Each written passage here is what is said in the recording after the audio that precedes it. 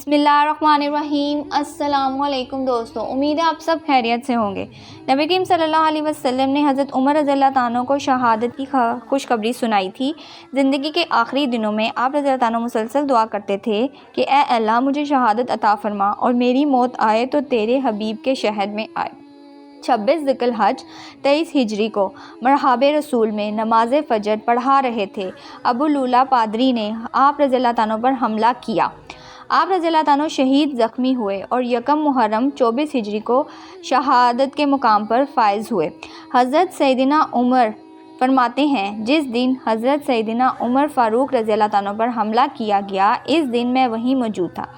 حضرت سیدنا عمر فاروق رضی اللہ عنہ نماز فجر کے لیے صفیں درست کروا رہے تھے۔ میں آپ رضی اللہ عنہ کے بالکل قریب کھڑا تھا۔ ہمارے درمیان صرف حضرت سیدنا عبدال بن عباس رضی اللہ عنہ تھے۔ حضرت سیدنا عمر رضی اللہ عنہ صفوں کے درمیان سے گزرتے ہوئے فرماتے اپنی صفیں درست کر لو۔ جب آپ رضی اللہ عنہ نے دیکھا کہ صفیں بالکل سیدھی ہو چکی ہیں تو نمازیوں کے درمیان بالکل خلا نہیں رہا اور سب کے کندھے ملے ہوئے ہیں تو آپ رضی اللہ عنہ آگے بڑھے اور تکبیر تحریر کہی۔ آپ رضی اللہ عنہ کی عادت کریمہ تھی کہ صبح کی نماز میں اکثر سورۃ یوسف اور سورۃ حلم میں سے قرأت فرماتے۔ آپ رضی اللہ عنہ پہلی رکعت میں کچھ زیادہ تلاوت فرماتے تاکہ بعد میں آنے والے بھی جماعت میں شامل ہو سکیں۔ ابھی آپ رضی اللہ عنہ نے نماز شروع ہی کی تھی کہ ایک مجوسی غلام جو پہلی صف میں چھپ کر کھڑا تھا اس نے موقع پاتے ہی آپ سے دھوری تیز خنجر سے آپ رضی اللہ عنہ پر حملہ کر دیا۔ حضرت سیدنا عمر رضی اللہ عنہ کی آواز سنائی دی کہ مجھے کسی کتے نے کاٹ لیا ہے۔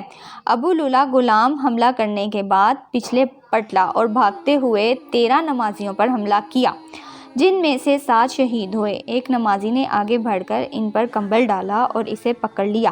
جب اس بدبخت نے دیکھا کہ اب میں پکڑا جا چکا ہوں تو اپنے ہی خنجر سے اپنی شہرک کاٹ کر خودکشی کر لی۔ اسی دوران حضرت سیدنا عمر رضی اللہ عنہ کے پیٹ میں زخم لگ گئے تھے۔ اس کے باوجود انہوں نے حضرت سیدنا عبد الرحمن بن عوف رضی اللہ عنہ کو بازو سے پکڑ کر امامت کے لیے آگے کیا۔ آپ نے آگے بڑھ کر نماز فجر پڑھی، چھوٹی چھوٹی صورتیں تلاوت کر کے جلدی سے نماز ختم کی۔ اکثر لوگوں کو نماز کے بعد واقعے کا علم ہوا۔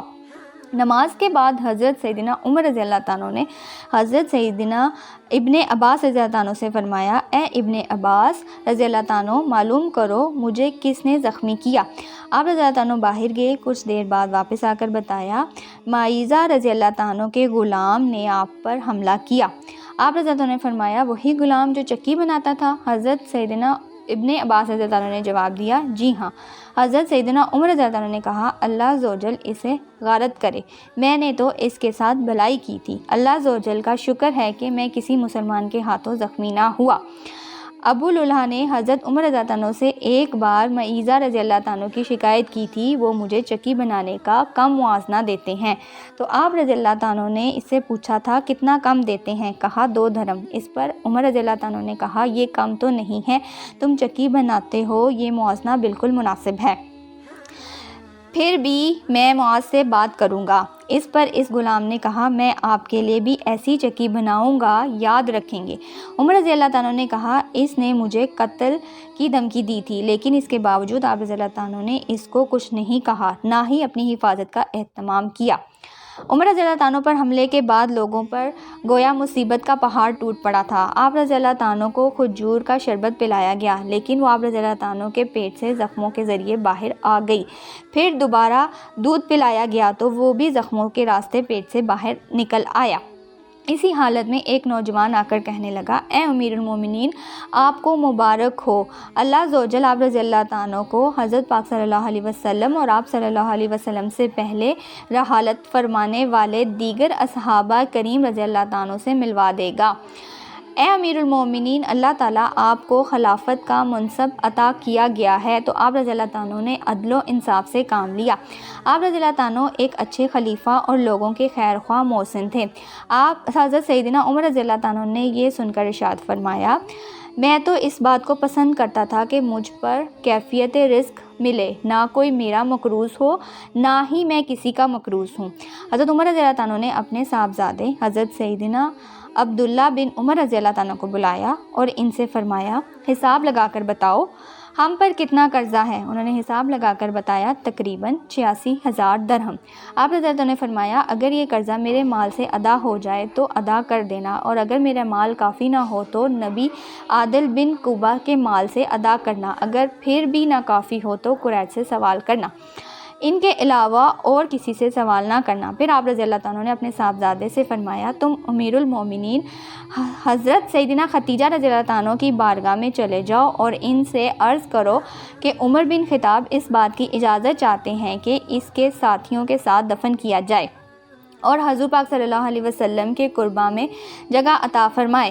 حضرت سیدنا عبداللہ بن عمر رضی اللہ تعالیٰ حضرت سیدنا عائشہ رضی اللہ تعالیٰ کی بارگاہ میں حاضر ہوئے اور سلام عرض کی۔ آپ رضی اللہ تعالیٰ رو رہی تھیں۔ آپ رضی اللہ تعالیٰ نے کہا حضرت سیدنا عمر بن خطاب آپ کو سلام کہہ رہے ہیں اور اس بات کی اجازت چاہتے ہیں کہ انہیں ان کے ساتھیوں کے قربہ میں دفن کیا جائے۔ آپ رضی اللہ تعالیٰ نے یہ سن کر ارشاد فرمایا یہ جگہ تو میں نے اپنے لیے رکھی تھی، لیکن اب میں یہ جگہ عمر بن خطاب رضی اللہ تعالیٰ کو یکساں کرتی ہوں، انہیں جا کر یہ خوشخبری سنا دو۔ چنانچہ حضرت سیدنا عبداللہ بن عمر رضی اللہ تعالیٰ اجازت لے کر واپس تشریف لائے۔ جب حضرت سیدنا عمر رضی اللہ تعالیٰ کو بتایا گیا کہ حضرت سیدنا عبداللہ بن عمر رضی اللہ تعالیٰ آگے ہیں تو آپ رضی اللہ تعالیٰ نے فرمایا مجھے بٹھا دو۔ آپ رضی اللہ عنہ کو سہارا دے کر بٹھا دیا گیا۔ آپ رضی اللہ عنہ نے فرمایا اے میرے بیٹے کیا خبر لائے ہو؟ آپ رضی اللہ عنہ نے عرض کی حضرت سیدنا عائشہ رضی اللہ عنہ نے آپ رضی اللہ عنہ کو اجازت عطا فرما دی ہے، آپ خوش ہو جائیں، جس چیز کو آپ رضی اللہ عنہ پسند کیا کرتے تھے وہ آپ کو عطا کر دی گئی۔ یہ سن کر آپ رضی اللہ عنہ نے فرمایا مجھے اس چیز سے زیادہ اور کسی چیز کی فکر نہیں تھی، الحمدللہ اللہ عز و جل مجھے میری پسندیدہ چیزیں عطا کر دی گئی ہیں۔ پھر آپ رضی اللہ عنہ نے فرمایا جب میری روح پرواز کر جائے تو مجھے اٹھا کر سرکار اقدر صلی اللہ علیہ وسلم کے روضہ اقدس پر لے جاؤ، پھر بارگاہ نبوت میں سلام عرض کرنا اور حضرت عائشہ رضی اللہ عنہ سے سلام عرض کرنا۔ عمر بن خطاب اپنے دوستوں کے ساتھ آرام کی اجازت چاہتے ہیں، اگر وہ اجازت دے دیں تو مجھے وہاں دفن کر دینا، اور اگر اجازت نہ ملے تو مجھے عام مسلمانوں کے قبرستان میں دفنا دینا۔ جب آپ رضی اللہ عنہ کی روح ہلاک حقیقی اللہ عز و جل سے جا ملی تو حضرت عبداللہ بن عمر رضی اللہ عنہ ایک بار پھر عمر رضی اللہ عنہ کی وصیت کے مطابق ایک بار پھر مسجد نبوی تشریف حضرت عائشہ رضی اللہ عنہ کے پاس گئے، اور حضرت عبداللہ بن عمر رضی اللہ عنہ نے حجہ مبارک سے باہر کھڑے ہو کر امیر المومنین حضرت سیدنا عائشہ رضی اللہ عنہ کو عمر رضی اللہ عنہ کا سلام عرض کیا اور حضرت عمر رضی اللہ عنہ کو حجہ مبارک میں دفن کرنے کی اجازت طلب کی۔ آپ رضی اللہ عنہ نے کہا دوبارہ کیوں سوال کرتے ہو، میں نے اجازت دے رکھی ہے۔ اجازت کے بعد حضرت سیدنا عمر فاروق رضی اللہ عنہ کو حضور پاک صلی اللہ علیہ وسلم کے قدموں میں اور حضرت ابو بکر صدیق رضی اللہ عنہ کے پہلو میں دفن کیا گیا۔